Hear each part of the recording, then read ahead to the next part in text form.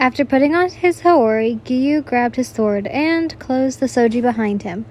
The sun was still high in the sky, and there was a nice cool breeze in the air. It's been nearly 3 hours now, and Yin still hasn't come home yet. He's begun to worry about her whereabouts. Surely she couldn't have possibly gone nearby the village, which he knew she had often ventured there to borrow fruits and vegetables from farmers. Nevertheless, it still wouldn't hurt to go look for her as Giyu started down the road. I hope she's all right, he inwardly thinks to himself. I have you now, demon. You shriek in surprise and quickly dodge just in time as a blade came arching down upon you. Hey, watch it! You growled, glancing at your unknown assailant.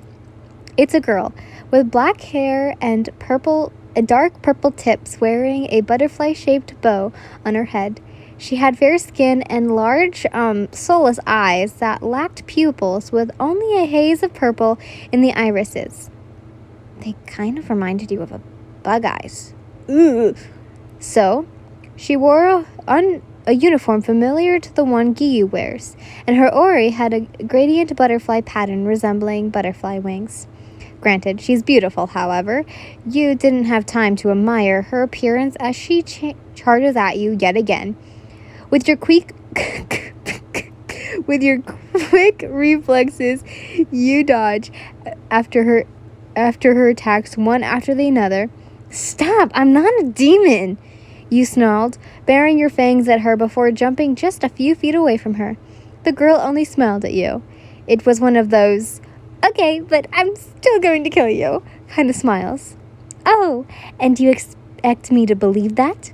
She questioned, failing her innocence. Her eyes seemed to stare right into your soul, and you couldn't help but shiver. No doubt, this girl was definitely seen some things in her life and must have suffered some major PTSD. And the way she spoke, in a kindly manner, but it gave off a creepy vibe. Yes? You said, as you briefly recalled Giyu telling you that demon only thrive at night and would die if caught in the sunlight. It's still noon, and the sun is still high in the sky. Do I look like a demon?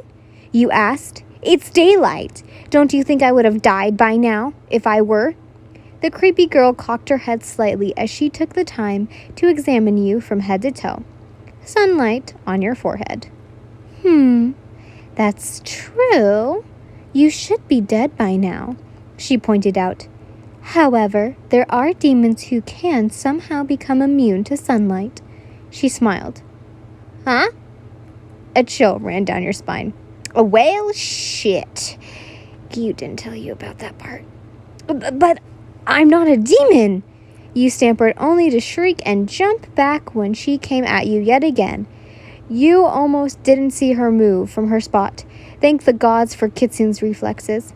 Enough games. You must die. She says while she slashes her sword at you over and over. You duck, dodge, and twirl, frantically avoiding her attacks. No doubt it looked like you two were doing a deadly synchronized dance. Would you please let me explain? You tried to say it through the slashes, she said. Holy cow, she's fast. It seems words alone hadn't gonna give enough to stop her from trying to kill you. At this point, she gives you no chance but to get defensive. With further ado, you quickly dove, the sharp edge of her sword missing you and all 8 of your foxtails in sweep underneath her legs. They made contact, knocking her off her balance as she fell downwards. Though taken back by your actions, in mid-fall, the butterfly chick recovered by quickly doing some backflip type thing until she was back on her feet. Would you just stop for a moment and listen to me? You exclaimed, hoping she would calm the fuck down and just listen. Okay, listen, lady. I'm not a demon. I just happen to possess the spirit of a yokai, you exclaimed. The girl only snorts. A yokai? Funny. Because aren't yokai supposed to be spiritual things? She tilted her head innocently.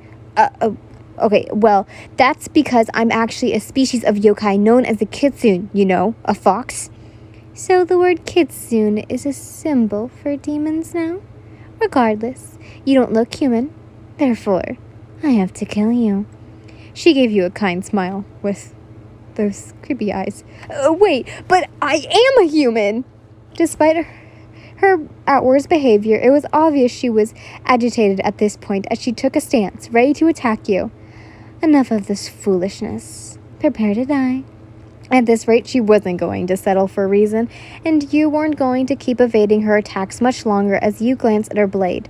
The tip of it was sharp, like a bee's stinger, as you quickly caught a strong whiff of wisteria. No doubt it's poisonous, and if she managed to stab you or even cut you just a little, it'll be all game over for you. You gulp, but remain calm. Well, guess there's only one thing to do, you inwardly thought as you prepared yourself to take a defensive stance, which seemed to amuse her. Ad-colored eyes stared intently into the soulless purple ones as the two of you locked eyes and glanced at each other. Suddenly, the girl attacked, her movement so fast that you didn't see it. Dance of beasting. True flutter, she called, thrusting her sword towards you. You surprised her greatly by charging straight at her. There's a sickening shriek sound as the girl's sword pierces through your stomach. Oh my. How simply foolish of you to charge into my blade. For a moment I thought you were going to put up a fight, she remarks.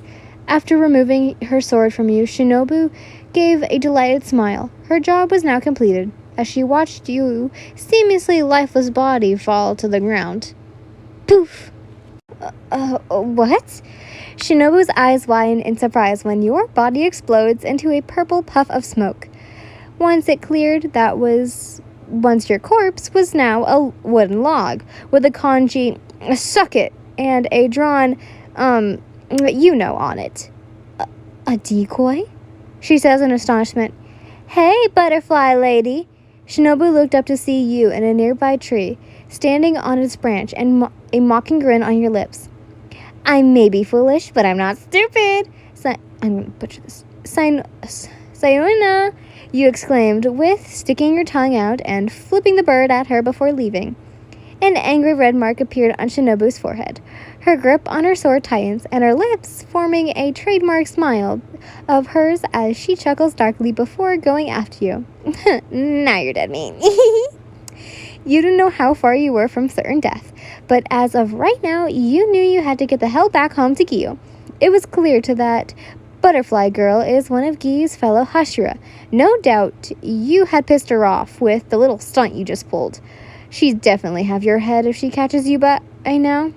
As you kept running, you revealed to see the main road that led back towards the shrine, as well as your home. Suddenly, you spotted a lone figure ahead, and fear immediately coursed through you because you thought it was the butterfly girl.